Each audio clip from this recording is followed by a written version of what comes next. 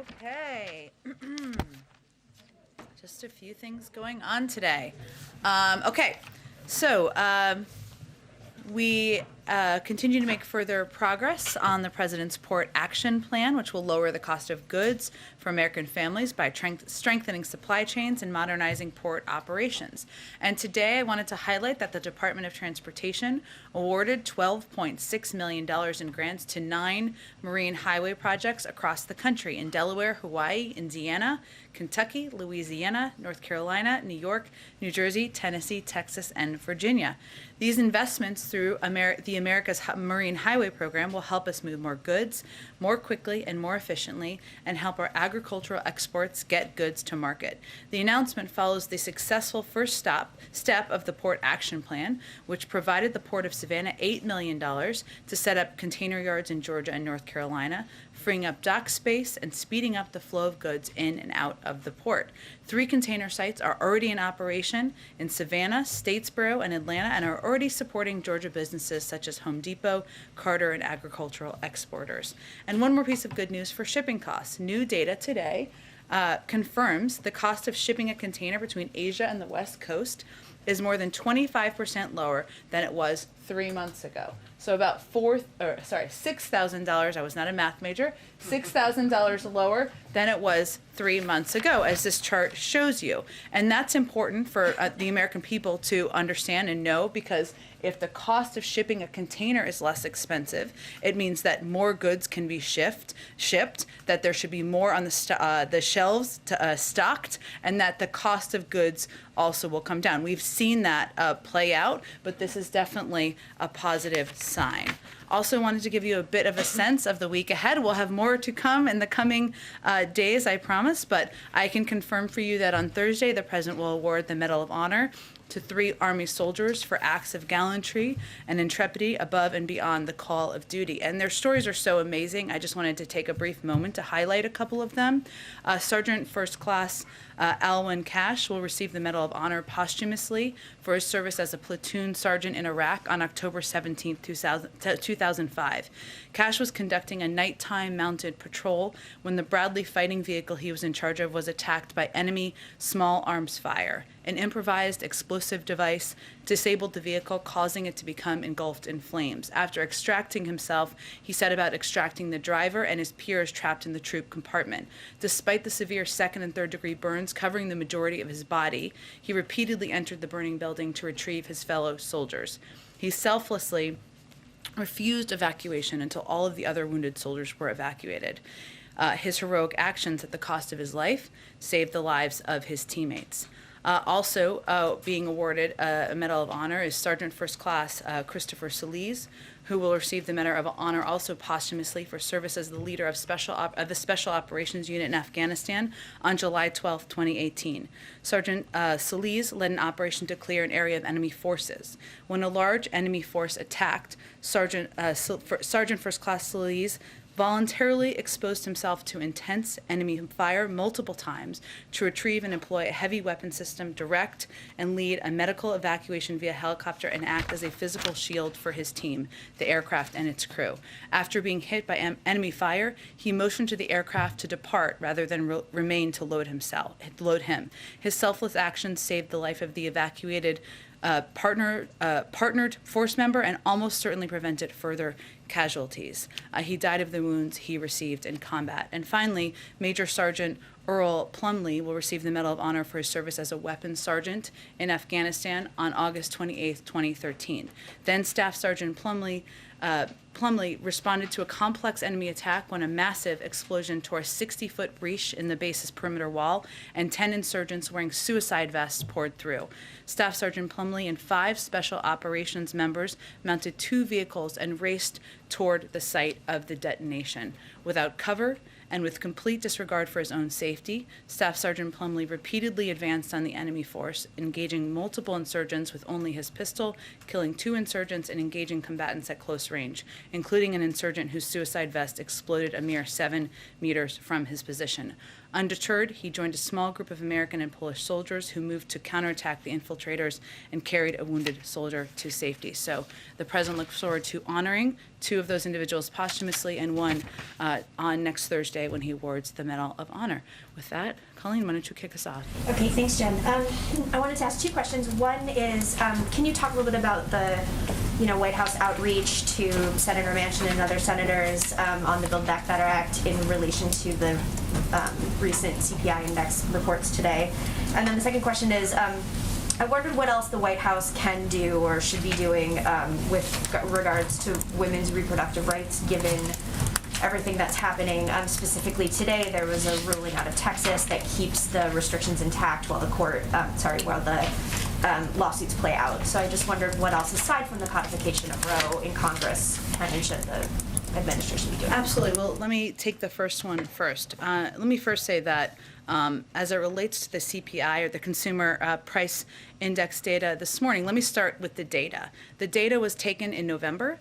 Even since that time, over the course of the last nearly 2 weeks, we've seen a decrease in costs in some of the areas that account for a big percentage of the rise in inflation. So about 50% of the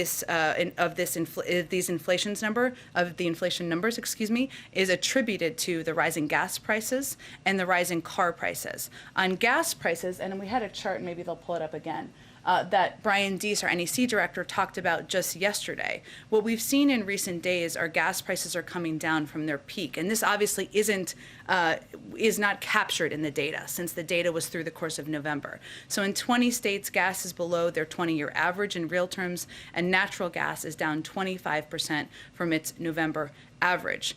We attribute this to a range of factors, including the president tapping the Strategic Petroleum Reserve in coordination with partners around the world. But more broadly, we're seeing positive signs of supply chain bottlenecks being addressed that are helping address this as well. And we expect those numbers to continue to decrease across the country. The other piece and gas, I should also note, on the wholesale market is down over 30 cents per gallon since its peak, which is, again, a good sign.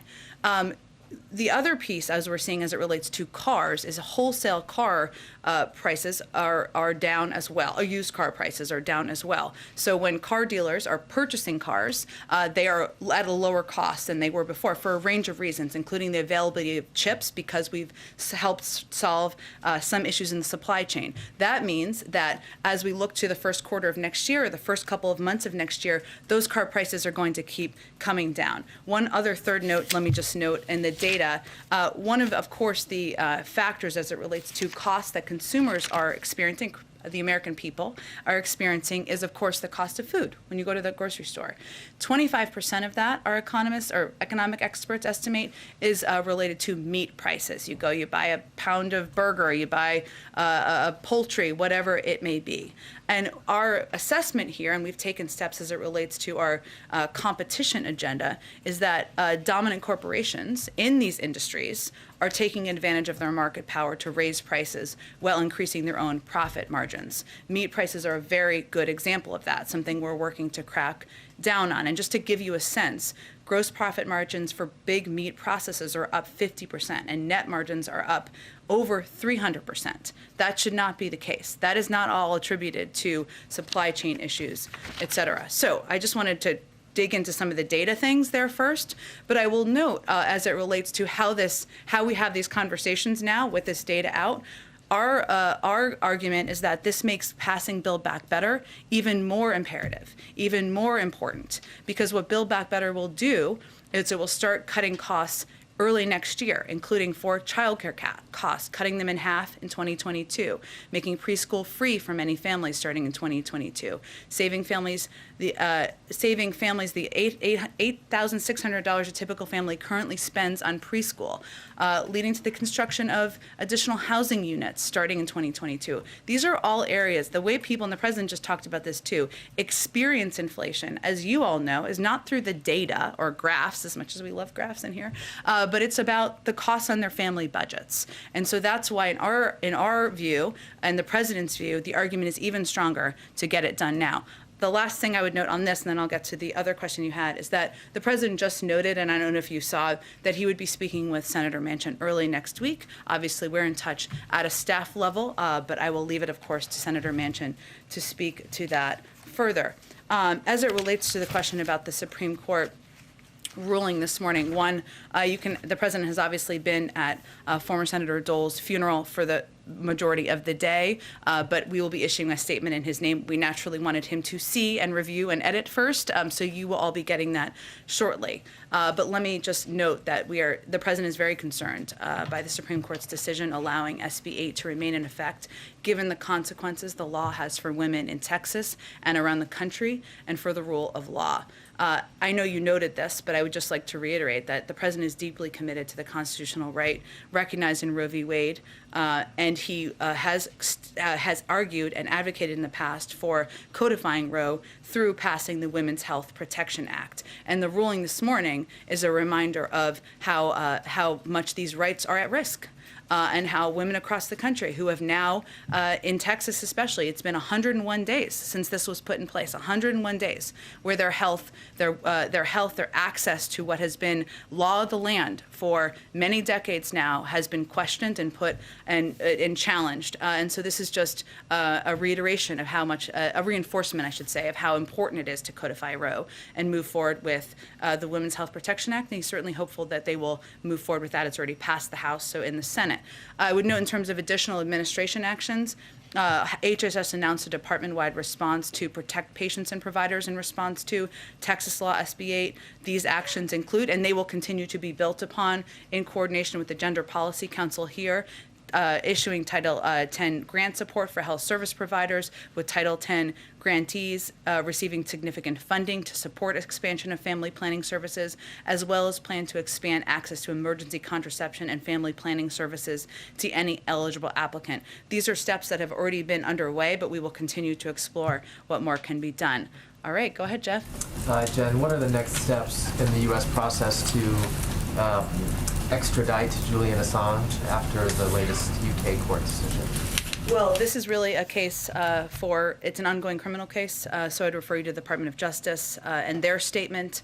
The president is committed to an independent Department of Justice, and so we'd really let them speak to any next steps. And on another topic, Russia spelled out some specific demands for NATO today, including that NATO should rescind its promises that Ukraine and Georgia may eventually join the alliance, and that NATO not deploy weapons in countries that border Russia. What's the U.S. response to that? Have you seen those, and can you give us an update on when that meeting between the other NATO countries, the U.S. and Russia, will take place? Well, this list, which we have certainly seen, but should not come as a surprise. It's the same list of demands that the Russians have been advocating for and voicing for several months, if not years. And that is their prerogative to have their views and demands. We have our own. And we have our own concerns about security circumstances around the world, including, of course, on the border of Russia and Ukraine. Russia can raise their concerns. We can raise ours. Europeans can raise their concerns. That's the whole point of having a dialogue and a discussion. While I don't have an update on what format that may take, which I think is the second part of your question, it's important to note that there have been formats for conversations about European security with Russia for 70 years, approximately. And many of those are formats that could work, and we are open to being the format moving forward. I would note also that even as we're determining what that looks like, we have been engaged on a daily basis with all of the players here, our European partners, at a range of levels. Obviously, you saw the president have the call with the B9 leaders yesterday, as well as the Ukrainians, but we are in touch through senior officials at the State Department, in the White House, and we will continue to be. But I don't have any update at this point on the format. Go ahead. Thanks, Jen. The president said just a few moments ago that he thought that inflation may be at its peak right now. Is that the determination of your economic team when they analyze kind of the state of play in the market right now, or where is he kind of basing it? What's he basing it on? Well, I think if the president were standing here, I know he's always invited, which may be the next thing someone says, but which is okay. You're invited if you're listening. Would be that we, of course, defer to the Federal Reserve and their assessments that they make as they make predictions about inflation. They are predicting, as outside economists are, that inflation will come down next year. So we would really defer to them, as would the president. I think I have not obviously had a chance to speak to him post his comments because it was just shortly not so long ago, but I think what he is in his mind, as he went on to articulate, is what we're doing to lower costs for the American people. And that's how he sees it, is, of course, inflation is a term we use here. We use it at the Federal Reserve, a very important economic term. The way the American people experience this at home is costs and what things cost, whether it is the cost of gas or natural gas, heating your home or putting gas in your car. We're seeing those prices come down, or whether it is buying a car, again, we're projecting those prices will come down. We're obviously working to bring the cost of food down. So we are seeing those move in a good trajectory and in a good direction, and I think that's how he was articulating it. And then you guys have been consistent on your argument as it relates to Build Back Better and inflation now for weeks, if not months. Senator Manchin has been consistent in his position for weeks and not months. Obviously, something is going to need to change in that dynamic on the senator's side of things for him, I presume, to support Build Back Better. What changes in your argument that resonates with the senator, given his long-held positions here on inflation? Well, we will certainly let the senator speak for himself. He will, of course, be speaking with the president, as the president alluded to early next week, and I would expect the president will convey much of what we've conveyed publicly, that while we've seen costs increase in some areas, and we've seen them move in a good direction in some areas as well. What we need to do now is think about what we're going to do about rising costs. What is our plan to address rising costs? You saw every single Republican in the House vote against Build Back Better. What were they voting against? Yes, they were voting against the president's agenda. They were also voting against lowering costs. They were voting against lowering costs for childcare, lowering costs for elder care, lowering costs for health care. And I think the not argument, because he has a very good working relationship with Senator Manchin, but I think the case he will make is that this is exactly the time to pass this bill and move it forward so that we can lower costs for the American people on all of those topics, including insulin and areas that really force American families to pinch pennies. Go ahead. On that same point, though, just politically, do these numbers make it more challenging, you think, to pass Build Back Better, given the fact that opponents and even Manchin argue that pouring more money into the economy will only make things worse? Well, what we know is what 17 Nobel laureate economists have conveyed, which is that this will help address inflation. We know that economists across the board, many across the board, have conveyed that this will help address what we see as rising costs. And we also know that for American families sitting at home, they don't necessarily think of it as what the data and what the economists are saying. They think of it as what their weekly budgets are, what their monthly budgets are, and which leader has a plan to address that. So actually for us, politically, arguing we're going to bring down the cost of childcare, we're going to bring down the cost of preschool, we're going to make affordable housing a reality, and on the other side of the aisle, you have people who are opposed to lowering that cost, is a pretty viable argument. And on the timeline here, just to put a finer point on it, you noted the costs are already going down that may not be reflected in this report, and that you may see changes next year. But if you're an American at home worried about these rising prices, how long do you think Americans should be prepared for these increased prices to persist? Well, I think the way the American people look at it is not through data. Right? They look at it through how things are impacting their lives. So what they can know is that gas prices are coming down. In about 20 states across the country, we expect that to happen in more. Natural gas prices are coming down. That means if they're looking to heat their homes, it was a very cold day here yesterday, for other cold days around the country, those prices are coming down. If they're looking to buy a used car, those prices should come down early next year. And also there are steps we're taking to address areas of where we see prices increasing, like when they go to the store to buy some, burgers for a barbecue, that we're working to go after meat conglomerates for raising prices and jacking prices up. So it's area to area, but what we can tell them is where we're seeing progress, where we're still going after the problem, and what we would also convey to them is you should look closely at who has a plan here and who's just shouting from a megaphone about it being a problem. We all agree it's a problem. It's who's going to do something about it. And how worried are you that the Fed may have to raise interest rates? We really, of course, defer to the independence of the Federal Reserve in making those decisions and what they feel is right for the economy. So I wouldn't say we're worried. We leave them to their independent assessment of what's needed. Go ahead. Thanks, Jen. Is the mention conversation happening here at the White House in person or by phone? I don't have anything on the format, and obviously we've been in close touch with Senator Manchin, but I just was echoing what the president said just a few minutes ago. And then on Assange, the High Court issued its ruling in part because of assurances from the administration that Assange would not be kept under the harsh conditions that are typically reserved for high security prisoners. Can you talk about what assurances those were and where he might be held? Well, it's really all through the Department of Justice, which is where those discussions would happen, so I'd really point you to them. Okay. And then one more on COVID, because the president received a briefing yesterday. Is there anything you can share about what the doctors told him, especially because it's been about 2 weeks since Dr. Fauci said it would be 2 weeks until we had more definitive information about Omicron?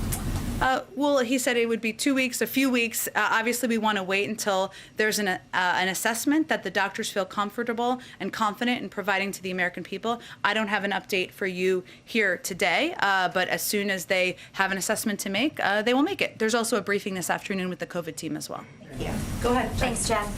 Republicans are circulating a modified version of the CBO score for Build Back Better. In their version, it included extensions of programs without being paid for, which we understand is not how the president put forward this legislation. But the reason that they're saying they did that is because Lindsey Graham says if you believe these programs are going to go away after 1 or 2 years, you shouldn't have a driver's license. We all know child tax credits are not going to go away after a year. What does the White House say to that? Well, to quote of all people Norm Ornstein at the American Enterprise Institute, who put this quite well, quote, "You can't assume programs will be extended just because Lindsey Graham wants to assure that. An estimate based on what's not in the bill is bogus and fundamentally dishonest." I mean, this is not a CBO score. This is a fake CBO score. It's not about the existing bill anybody is debating or voting on. This is about proposing the extension of programs that has not been agreed to without the commitment of the president, which he's made repeatedly publicly, that he would never support extending these programs if they weren't paid for, period. That has been his commitment. That is his commitment. I would also note that there's a particular irony here that it shouldn't be lost on Senator Graham. Maybe it is lost on Senator Graham. I don't know. That the plan they proposed and passed into law, the 2017 tax cuts, were $2 trillion, which were not paid for in any way, shape, or form. That didn't seem to upset them at all. And I will say, and they can thank us in any way they would like for this, that what our projections and the projections of our economists predict is that for our plan, if as this plan continues in the second decade, it would actually reduce the deficit by $2 trillion. So we're actually covering their irresponsible tax cuts to corporations and net wealth individuals. They're very welcome for that. Thank you. And then on crime, the National Sheriff's Association alleged that they haven't seen the kinds of federal support to crack down on crime that we talked about here in the briefing room earlier this week. I already have lengthy statements from the White House and the DOJ detailing and countering some of the points that they made. But more broadly, if the feeling among communities and law enforcement groups is that things are getting worse and not better, and that they're not visibly enough seeing results from what the White House is doing, how can the White House project a stronger image that they're tough on crime and crack down on this? Well, Jackie, I would first say that we recognize, and let me just reiterate, that we agree that violent crime is a serious problem. We have concerns about what we've seen, serious concerns about retail theft in a range of communities across the country. And I know you are aware of this, but we have actually taken some what we would consider serious steps to help work with these communities, whether it's plussing up police forces in San Francisco and LA, or having the FBI work directly with the LA Police Department to address areas where we have seen an increase in retail theft. I would also note that what the president has proposed, and obviously we're on the CR short-term budget right now, is an increase in a plus up in funding for the COPS program of almost $300 billion more than what was proposed by the former president, because he believes that police departments and law enforcement should be properly funded and supported. That is something he's been a believer in his entire career. So I would say we are committed to, but we have proposed additional funding. We are working directly now, and obviously this work is ongoing. And one real quick one on the Jussie Smollett verdict. Both the president and vice president tweeted at the time of that attack. The president tweeted, "What happened to Jussie Smollett must never be tolerated in this country. We're with you, Jussie." The vice president called it an attempted modern-day lynching. Since the guilty verdict, are there any lessons learned here on rushing to judgment when a crime is alleged? I think there are lessons learned perhaps for everybody who commented at the time, including former President Trump. I wish April Ryan was here because I think she asked him the question. Do I see her somewhere or no? Okay. She just left, where he said, "I can tell you that it's horrible. It's doesn't get worse," in response to her question about about Jussie Smollett at the time. I would say that we respect the jury's decision. Lying to the police, particularly about something as heinous as a hate crime, is shameful. Instances of that need to be investigated fully, and those found guilty need to be punished. And false accusations divert valuable police resources away from important investigations. They make it harder for real victims to come forward and be believed. You know, if you look back at the time, it's also true and important to note that accusations of hate crime should be taken seriously, and they need to be fully investigated. But that's where everybody was looking at it at the time. But certainly knowing what we know now, it's important to also note the danger of lying to police and lying about hate crimes and the fact that it diverts important resources. Go ahead, Kristen. Thank you, Jen. I know you've gotten some questions about the timeline of inflation, but let me just try again in this context. I think it bears repeating because now we have the numbers. Fed Chair Jerome Powell said that transitory is no longer the right way to describe inflation. He said it now appears that factors pushing inflation upward will linger well into next year. I asked Brian Deese this question yesterday, so let me put it to you today. Given what Jerome Powell is now saying, does the administration, does the president acknowledge that inflation is more entrenched and not transitory? Well, Kristen, I would say that I can't speak obviously for Jerome Powell, but I think part of the point here is that it doesn't really matter what you call it. Our view, but more importantly, the view of the Federal Reserve, which he oversees, private sector forecasters in the markets, has been and remains, and has been for months, that inflation will ease over time. That is the projections of the Federal Reserve. That is the projections of outside forecasters, and that it will ease next year. And that our supply chain issues and higher prices are rooted in the pandemic, which will subside as it gets under control. So I can't parse for him his comments, but they make projections on a regular basis, on a predictable basis, which is important for the markets, important for people to look to, as do we, which I think is the most important thing to watch. They are predicting, as they have for months, which hasn't changed even when he made those comments, that it will subside next year. I think when people hear the term well into next year, though, I interviewed a business owner today, some families who say it's this piling up of prices that's causing the suffering. What do you say to those families who are suffering and they hear a term like well into next year and they feel panicked?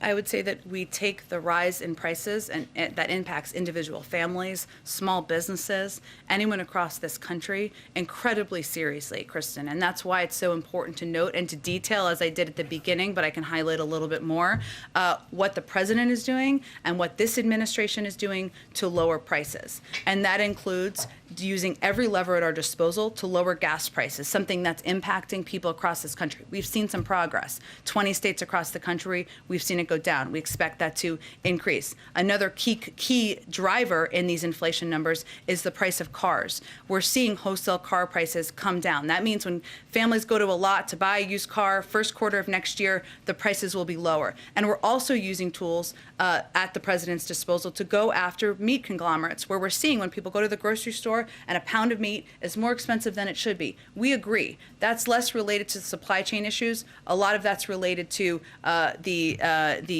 actions these conglomerates are taking to take advantage of the American people and the industry. So what people should understand is that the president is focused on bringing down costs in all of these industries, how they're impacting their daily lives, which is what's most important to him, and that also getting the Build Back Better agenda and bill passed will help lower a range of costs that impact people's bottom lines, their pocketbooks, their budgets. And obviously the child tax credit is a part of the Build Back Better plan. I asked you about this yesterday, if there's any discussion about pulling it out as a standalone piece for the families who rely on that tax credit. Will the president say to Congress, don't leave until we get this done? to make sure that that child tax credit does get extended? What's his plan for that? I think it's important to note that there's not a single Republican who supports extending the child tax credit, unless they want to speak out, and if they do, they're welcome to join us in supporting the extension of that. We believe that the full package, the entirety of the package, has key components that will lower costs for American families. That's what we're advocating to push to pass. That's what Leader Schumer would like to do and see passed, and that's what our focus is on at this point in time. Go ahead. Thanks. Going back to abortion, what path does this White House see for the Women's Health Protection Act, given the current balance in the Senate? Would you advocate for a filibuster carve-out in order to pass that bill and protect access to abortion? I would say that we would like to see that bill come up for a vote in the Senate. We would like to see that bill move forward, but in terms of the mechanism for that, I don't have anything new on that. We will defer to leaders in the Senate. And then also, there's some reports today about conversations among senators about potentially exploring a rules change to expedite ambassador nominations.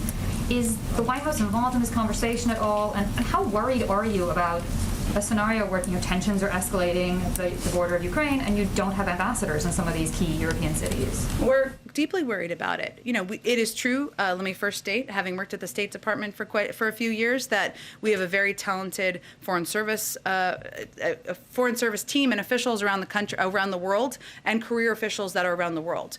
But it should be that if there are qualified, talented, experienced nominees who have been nominated by a president to serve in key positions around the world, they should move forward through the Senate. And what we're seeing now is that there is delay in process. A number of these nominees will end up with a majority of votes. Not everyone, but a vast majority of votes, Democrats and Republicans. Yet there's an insistence on hours and hours of debate that's slowing the process. And you're absolutely right. There are key countries in the world where we have not had ambassadors. The president has been in office for almost a year now, and they're still not confirmed. So it is an area of serious concern. In terms of the process piece, I'd have to check on that in our engagement. I'll talk to the legislative team about that. Go ahead. Jen, the CENTCOM commander did an interview this week in which he indicated that the 2,500 troops in Iraq might come under increased pressure from Iranian-backed militias that want the U.S. out of Iraq. One of the reasons the president pulled out of Afghanistan was because he was afraid that American troops there would come under increased risk if the Taliban took over the country. Can you explain why the U.S. presence in Iraq will remain if the president was so interested for that reason getting out of Afghanistan? I have to talk to our national security team about their specific view on this, and probably the Department of Defense and their team about it. I would say that Afghanistan was, of course, a war that we fought for 20 years, where we had troops on the ground who were fighting a war on behalf of the Afghans. They were unwilling to fight for themselves. I know it's tempting to compare different war zones. They're always a little different and have different circumstances, but I can check with them on this specific case. One other question. We understand the mother of Austin Tice, the journalist who's been captive in Syria for so long, was going to be meeting with the National Security Advisor. Do you have an update on that meeting, and does the U.S. government have hope that Austin Tice might soon be returned to his family? Well, I can confirm that Deborah Tice met with Jake Sullivan, our national security advisor, today. I would also note that she has been and her family have been in touch and have met a number of times with members of our national security team and been on phone calls, as we have been with all families of individuals who are held overseas. It's our standard practice not to share specific details about any potential meetings or specific cases out of respect for the families and to preserve confidentiality. Our team, of course, will remain in close contact, but I can't give you an assessment. Obviously, we're going to do everything we can to bring Austin Tice and any individual and any American who's being held overseas. Go ahead. Thanks, Jen. First, I just wanted to ask quickly, the Chinese firm Evergrande has slipped into default.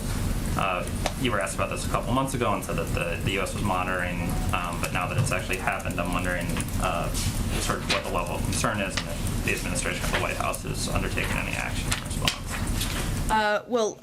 The vast majority of their business and, of course, market impact is in China, not in the United States, as I think you well know. Obviously, any potential impact would be monitored by the Department of Treasury. I have not heard any additional or new assessment on that, but of course, they monitor not only domestic but also global markets. And I just wanted to sort of diagram a sentence that you said earlier. Okay. It's a Friday. Give me a break. Well, I'll explain. You Okay. said- You were talking about. I need a chalkboard or Yeah, something. the CBO, the CBO report of the Sure. non-existent bill, and you, in explaining why you didn't think it was valid, said that the president would never support extending these programs if they weren't paid for, period. And the reason I'm asking this Yeah. question is I envision a scenario where in like 2 or 3 years, I'm still sitting here, maybe you're not, but a Wow. This is like a real harsh line of questioning. you might be done with us, but a Biden press secretary is sitting here, and you're trying to extend some element of Build Back Better, because as we all know, the package is not going to move, or the elements of the package wouldn't all move together we're just renewing Build Back Better. So I want to be extremely specific. If there's an element of Build Back Better that expires, the president will never support renewing that element unless it is fully paid for and deficit neutral. He wants to, he would only support extending these programs if they were paid for, period. I'm not going to parse all individual moments, but that is what he has stated publicly. That is his commitment. He is a person who is fiscally responsible, unlike the person who asked for the fake CBO score, and that is his commitment as long as he is president. So if it's child tax credit or payments for child care comes up, it's expiring, it's on its own, you don't have a way to pay. I'm not going to get ahead of a hypothetical, but again, what this fake CBO score was about was extending all of the programs that would expire without paying for them. The president would pay for them. There's no bill that exists on this front, and we don't even know what the vehicle would be. But again, the president has been clear about his intention to pay for these programs, and so that's one of the reasons why this is so disingenuous. Go ahead. You're saying that Americans aren't focused on big picture data lines, but yesterday Brian talked to us for 40 minutes about lots of data points that are moving in the right direction. Yeah. So I'm wondering, given all of those things and given what you're talking about, prices month to month moving in the right direction, what's the White House's big picture view on why so many Americans are so pessimistic about the economy and about the direction of the country? Because another data point is more and more Americans are saying wrong track on monthly polling on that key question. Well, there are certainly Americans who look at data. I'm not suggesting that. Many of them work in New York and other places. I'm conveying that the way people experience it, I think you know what I'm saying, but the way people experience it, and the president just said this as well, is not by looking at charts in the paper, right? As much as we love charts, because they're important for us to note, it's about their monthly budget and how much it takes to fill up their tank of gas, how much it takes to buy meat to have burgers for a barbecue. That's what I was saying. Why are people experiencing things, or why? Because, and we've talked about this a little bit before, but a lot of it, what we're seeing in our data is people's psychology on the economy, on how they're experiencing things in the country right now, is related to COVID. And the fact that COVID, we're still in a fight against this virus. People expected it to be over sooner. We have new variants that have come up, and people are looking to get back to a normal version of life. And so that's our best assessment. Obviously, Americans will experience things different ways, and we certainly understand that. But broadly, when you look at data, that's what we see. Go ahead. Thank you, Jen. I wanted to ask you something in light of this week's Democracy Summit. Sure. Former President Trump has been undermining the 2020 election result for most of this year. He puts out statements, various releases, and I wonder why President Biden has not used his bully pulpit to push back on the misinformation coming from former President Trump, just given that democracy is such a top concern. Why does President Biden, so I'm just to understand your question, why does President Biden not debate or lift up President Trump and his statements? No, I don't think that's what I was saying. Why isn't President Biden pushing back on the misinformation that the former president is putting out? Look, I think the president is doing what the American people elected him to do, which is to govern the country, to make people's lives better, to solve COVID, to put people back to work, and certainly to fight for protections that will save our democracy and moving forward, not to continue the 2020 election. So that's what he's focused on. But do you think it would be effective in some way to, this is the most powerful possible, podium that exists in the United States from a political leader. And has there been any discussion of the president giving some kind of address to the country and speaking clearly about what did and did not happen and clearing up misinformation, particularly as democracy is very fragile. I think the president has spoken very clearly, and facts back this up, about the fact that the majority of the American people voted for Joe Biden to govern this country, that it went through dozens of courts who threw out attempts to change the outcome of the election. But we've made an assessment, which hasn't been the assessment made by everybody, that elevating and giving more fire to the conspiracy theory-laden arguments of the former president isn't constructive, nor is it what the American people elected him to do. Go ahead. Thank you, Jen. First, President Bukele of El Salvador posted some apparent screenshots alleging that Jean Maynes of Southcom intervened to try and free another politician in El Salvador. And he alleges that she was intervening to try and free another politician who was allegedly assisting gangs in the area of El Salvador. Is the president aware of this interaction between Maynes and President Bukele? And also, posting WhatsApp screenshots of a U.S. diplomat, what does this say about the U.S.'s relationship with what was once an intended partner to curb irregular migration north? Sure, Zolan, it's a great question. I don't have all the details on the specific case, not case, but the specific details of this incident that you're referring to. So I can't speak to whether the president's aware of it. Obviously, he's regularly briefed by his national security team, but I'll talk to them and see if there's more details on it. Okay, great. And then on MPP, the Homeland Security Secretary was asked about the expansion of MPP yesterday, of including Haitians. I know you were asked about this earlier this week, but when asked about the expanding it, he said, "We felt the good faith implementation of this program required us to act." Why is it that expanding a policy to include more migrants, a policy that the president has referred to as inhumane, is acting in good faith? Well, I think as the secretary has also stated, and I've stated too, we don't agree with this program. We find it has endemic flaws. It's imposed unjustifiable human costs, pulled resources and personnel away from other priority efforts, and failed to address the root causes of irregular migration. I'd also note that they made some changes to the program to attempt to instill some more humane components, even of a program that we are opposed to. In terms of how we're implementing it, I mean, my understanding, but I would really point you to the Department of Homeland Security, is that we are abiding by this court order and working to implement that as we see the requirement. But beyond that, I would really point to them for more details. The court order didn't specify expanding it to other nationalities, including Haitians. So, I mean, with everything you just said, given that the administration has, in court documents, criticized this policy, I mean, why then expand it for this other population that the Trump administration did not include either? Well, I would say, first of all, the Trump administration allowed this program to continue, separated families and mothers from their children, and had an absolutely inhumane and horrific approach to immigration. So I don't think there's any point of comparison there. I will check and see if there's more details on this to share with you. The last one I have is just with this this tragedy involving a truck crash with more than 50 migrants that were killed. That's the initial reports. Just initial reports from people on the ground say that that truck was intending to come to the U.S. border, that those folks were trying to come to the U.S. Is the president, is the administration reaching out to Mexico, to partners in Central America this morning?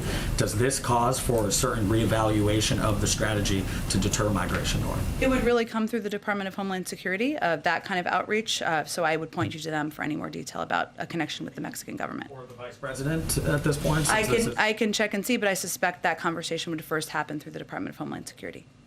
Go ahead. Oh, go ahead, Karen. Thanks, Jen. Retail sales recently have been strong, even with prices increasing. Does the White House think that will continue, or is there concern about consumers starting to scale back due to higher prices? We have seen retail sales up. I mean, it is the holiday season right now, so without being an economist, I suspect that retail sales are often up around the holiday season as people are engaging in retail therapy or what have you this time of year. In terms of whether it will come down and be, I think I would assume you mean below what the typical trend would be. We haven't seen that to date, but I don't have any economic projections of what we expect on that front, or I have not heard an expectation from economic team that we expect them to come down. And on a different topic, Manuel Oliver lost his son in the Parkland, Florida high school shooting in 2018. He's been here in Washington this week. He spoke to us, ABC, and said he wants to meet with the president to talk about gun control in the wake of another school shooting. I know that he's met with the president in the past, and some White House officials in the past have spoken with him. But is there a plan for the president to meet with Mr. Oliver while he's here in Washington? And then I just have one quick one after that about this. Sure. Well, let me first say that we have been in touch with Mr. Oliver. Cedric Richmond has been in touch with him, and we've also offered a meeting with Cedric Richmond and members of our senior team. I don't have anything to preview in terms of a meeting with the president, but certainly he is somebody, as you noted, who the president has met with in the past. We certainly respect and honor, one, his loss, but also his activism as a follow-up to that on behalf of gun safety. But I don't have anything to predict at this point for a meeting with the president. I think you were asked this earlier this week, but just to circle back on that, has the president spoken with any of the families who lost a child in the Michigan school shooting last week? I don't have an update on that either at this point in time. Go ahead. So the Los Angeles School District has 85% of its eligible students vaccinated, 12 years and older and up, but they're pushing back the deadline for the rest of those students because tens of thousands were not going to meet that deadline. How does the White House view that experience? Is it view that this has been a successful use of a mandate on students? Is this a warning sign that not enough students are getting vaccinated? How would you characterize and look at that situation? I don't have any specific grade of their implementation. Obviously, school districts across the country are going to implement or not different requirements to keep their schools safe. What I would note is that that is a vast majority, that is a compliance with what the requirements are they put in place by a large population of the school community. And that is something they have made the decision will make their community and their school safer, make parents feel more comfortable and confident in sending their kids to school. That's ultimately a good thing, but different schools are going to implement it differently. I think the president's principle is ultimately that there should not be a cliff, that there should be efforts to find accommodation, to ensure there's counseling, that there's communication and education about the efficacy of vaccines or alternatives like testing, and that is certainly something that we've conveyed to entities across the country. One more question on schools. Obviously, the White House wants schools to be open and been encouraging schools to open. Yeah. Many schools are fully open. But inside schools, there are often very strict rules. For example, sometimes students are required to eat outside or eat distant from each other, not talk to each other while they're eating. Does the White House want to see those rules lifted as well to get back to a more normal school experience? Well, schools are taking steps, especially since we've only recently approved through the CDC and FDA vaccines for 5 to 11-year-olds. They're not approved for kids younger than that, to keep their kids safe and keep students safe. I will tell you, I have a 3-year-old who goes to school, sits outside for snacks and lunch, wears a mask inside, and it's no big deal to him. I'm not saying that's the case for everybody, but these are steps that schools are taking to keep kids safe. And I think the vast majority of parents appreciate that. Obviously, we want to get to a point where we're turning to a version of normalcy for everybody, right? Where you're not sending your kids backpack with 7 extra masks, right? Where you're not adding 2 hats so that they're warm outside for a snack. There's no question that's the case, but we also think the most important thing should be safety, the safety of kids, keeping kids in school, which the president is very focused on, and some of these steps, creative steps that schools have taken, have enabled that to be possible. Go ahead, Tina. Is the Biden administration considering extending that student loan payment pause? I know there's, if not, besides legislation that probably won't pass, what are some of the options that can help these people? You're talking about the student loan payment pass that expires in February, just for clarity. So in the coming weeks, we will release more details about our plans, and we'll engage directly with federal student loan borrowers to ensure they have the resources they need and are in the appropriate repayment plan. We're still assessing the impact of the Omicron variant, but a smooth transition back into repayment is a high priority for the administration. The Department of Education is already communicating with borrowers to help them to prepare for return to repayment on February 1st and has secured contract extensions with loan servicers. So we are preparing for a range of steps here. These steps have provided, I would just note, more than $12.5 billion in discharges to nearly 640,000 borrowers, plus tens of billions more saved by the 41 million borrowers who have benefited from the extended student loan payment pause. But it expires February 1st, so right now we're just making a range of preparations. And then on the Olympics, China earlier this week said when they learned of the diplomatic boycott that there might be some retaliation. Are there any counteractions that have been discussed within the administration? We would certainly let China speak for themselves. As we noted when we made this announcement, we felt, the president felt, that we could not proceed with business as usual and send a diplomatic delegation to the Olympics. But obviously, we work with China on issues where there is agreement, and we make clear where we have concerns, and that includes our strong concerns about human rights abuses, specifically in Xinjiang. Go ahead. Thanks, Jen. Just following up on Steve's question on Austin Tice. Yeah. You mentioned that the administration is doing everything it can to free him. Does everything include direct engagement with the Assad government in Syria? I'm not going to detail anything further. Our objective is, of course, bringing people home. And not just the Tice family, but other families of those who have been held captive have criticized the president that they haven't seen direct personal engagement on their family cases. Maybe you could explain what the president has done directly to help free some of these Americans abroad. I'm not going to detail the president's engagement because it's not advantageous to our objective of bringing people home. What I can tell you is that Austin Tice's mother and all of the families of Americans who are being held overseas have been in touch with our national security team, have been in touch with Jake Sullivan and other senior officials in a range of departments at the State Department and others multiple times, and we are absolutely committed to closely coordinating with them, to doing everything we can from here in the United States government to bring their loved ones home. Go ahead. Following on that UK court ruling on Assange, has the president ever given any consideration at all to a pardon? And also, what is your response to the message in some quarters that prosecuting Assange is an assault on freedom of speech, freedom of press, information, etc.? Well, I would again reiterate that this is a case that is still ongoing. It's really under the purview of the Department of Justice. They've put out a statement. I'd point you to that for any further comment. I would say, broadly speaking, outside of this case, that the president has been an advocate for freedom of speech, freedom of press. He's holding a 2-day democracy summit that's wrapping up today. The freedom of media and press is a central component of that. He announced an additional tranche of funding to ensure we're advocating for that. And he is somebody who's going to continue to advocate that domestically and internationally through the course of his presidency. Go ahead, Nadia. Thank you, Jen. You said you're expecting the price of oil to go down soon. What do you base that on, and will the president reach out to the OPEC Plus producer countries again? And I have another. Well, we've already seen the price go down some. So I was basing it on what we've seen in the data in the oil markets. And yesterday you talked elaborately about a possible sanctions, economic sanction on Iraq, on Iran. And you said that you will send delegations perhaps to the UAE and talk to your allies like Japan or South Korea and the rest. 2 questions. Number one is, are you going back to the maximum pressure campaign that the previous administration used to convince Iran to come back to the negotiation? And second, what kind of leverage do you have on China to stop importing Iranian oil? Well, I would say first, we're not using the last administration approach as a model. They pulled out of the Iran nuclear deal, which meant that they've been able to proceed and progress in their nuclear program without visibility from the United States or the global community in a way that it leads to a reduction in everyone's security and is ultimately has enormously negative impacts globally.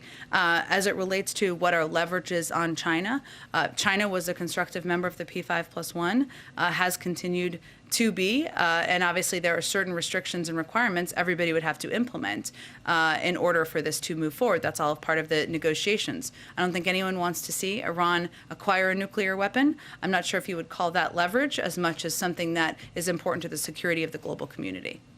Go ahead. Thanks. On China, U.S. Trade Representative Catherine Tai has previously said there's this range of enforcement mechanisms on the table to hold China accountable to the Phase 1 trade deal, but China's on track to fall short of the goals, primarily boosting imports of U.S. agricultural goods. How confident is the president he can hold China accountable to those commitments in time, since those obligations are expiring? Well, I know they're expiring the end of the year, right? Am I remembering this correctly? So we have a couple more weeks. Ambassador Tai is, of course, a running point for the administration on the implementation on these phase 1 negotiations and discussions. I don't have an update from here, but I can certainly check and see if there's more to report. What message does it send to American farmers who were, hoping for a boost from these export obligations if they aren't met, and should we expect the president to take action if that is the case? Well, as you know, there's an ongoing review and assessment, and maybe this is what I shorthanded was referencing, that is being overseen by Ambassador Tai about these tariffs and how they impact negatively, unintentionally, certain industries in the United States. I don't have anything to preview on that front, but that is also an ongoing process that's happening right now. Go ahead. Thanks, Jen. A follow-up on that question about El Salvador. What's the White House response to the president of El Salvador accusations against the U.S.? He says, and I quote, the interest of the United States has nothing to do with democracy in any country, end quote. And any comment on the decision of Nicaragua to break relations with Taiwan and return it to China? Sure. Let me start with Nicaragua.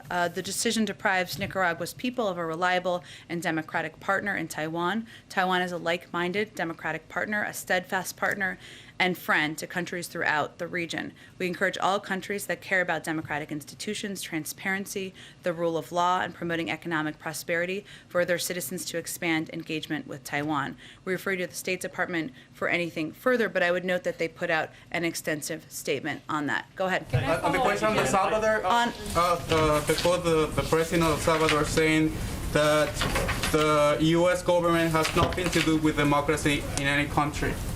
It's hard for me to even know the context of that statement. The United States just hosted a 2-day democracy summit where we announced an extensive financial commitment to contribute to the preservation of democracy around the world. As the president conveyed, democracy works best with consensus and cooperation, and he's also noted that we all need to continue to work harder to preserve our own democracy. I don't have an exact reaction to them. Go ahead. Two quick foreign policy questions, please. Sure. One is on Afghanistan. Yesterday, as was mentioned earlier, the head of Central Command did an interview, and during that interview, he said that the number of al-Qaeda members in Afghanistan has, in his words, probably slightly increased. Does that surprise the president? Is that a concern for the president?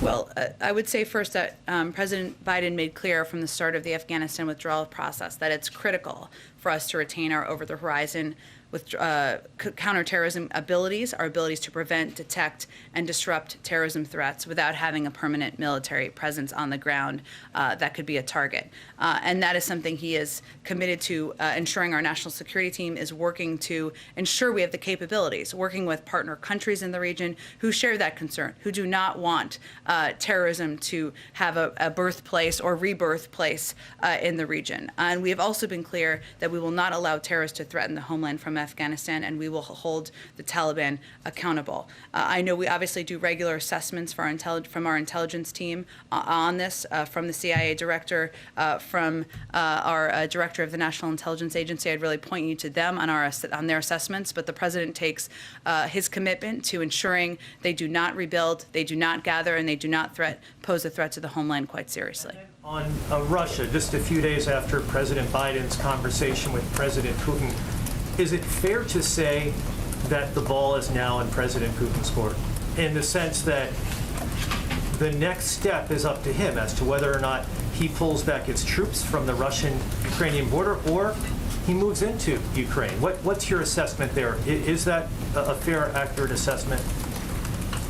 Well, I would say first that our objective continues to be diplomatic discussions. And to go back to Jeff's earlier question, those could take a range of formats.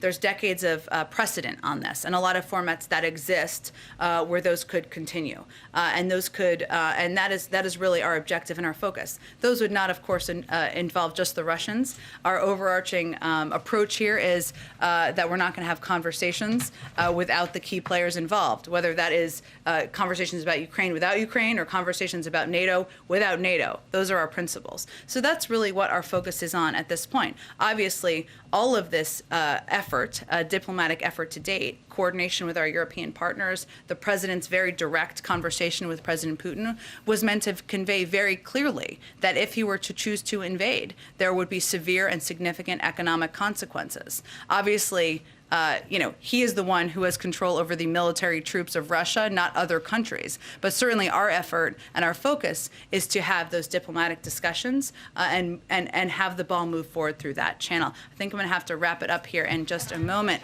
Let's go ahead. Thank you, Jen. I have two quick follow-ups. Sure. The first is you've been consistent on this, and so has the president, about your support for codifying Roe v. Wade. Yeah. What's more, Speaker Pelosi and Majority Leader Schumer have also voiced their support. Has the White House been doing outreach on this, and do you think that you would have the votes to be successful? I can't give an assessment of the vote count at this point. What I will tell you is that we have been engaged with leaders on Capitol Hill, many of whom have been quite outspoken about their concern and the need to move forward with the Women's Health Protection Act. Today, in light of the fact that women in Texas have been, for 101 days, they've had their basic access to women's health care, to their fundamental right that's been the law of the land for decades, be put into question and at risk. In terms of what our engagement will be, we will continue to be engaged. And the ruling this morning reinforces that there is more work to be done, reinforces that need to engage on Capitol Hill and with localities around the country. Moments ago, you were pretty definitive when you said that President Biden would only support extending these programs if they were paid for, period. Does that necessarily mean that sometime in the future, President Biden would be prepared to raise taxes? Well, I think President Biden's been pretty clear about his protection of keeping taxes low for the middle class and lowering them. But we don't have any hypothetical bill we're talking about here. I think you've seen him convey that pretty clearly, and all of the bills he's supported have been consistent. But we'll have real conversations when real bills exist. Edward, why don't you do the last one? Thank you, Jen. So you talked about inflation here in the room, the highest we haven't seen since 1982. President's been in office about 11 months. What grade does the president give himself on his handling the economy? I think every president I've ever worked for, I've only worked for two, but they try not to grade themselves. But I will tell you what the president is proud of working on with Congress, with governors, with leaders across the country, is his effort to lower prices for people across the country, whether it's the steps he took to lower the price of gas, whether it's the steps he took from the beginning to address bottlenecks in the supply chain that we're seeing play out now positively in terms of improvements, or whether it's his effort, his proposal to introduce Build Back Better, which will cut costs for people across the country. All right, happy Friday, everyone. Thank you, everyone. Have a good day.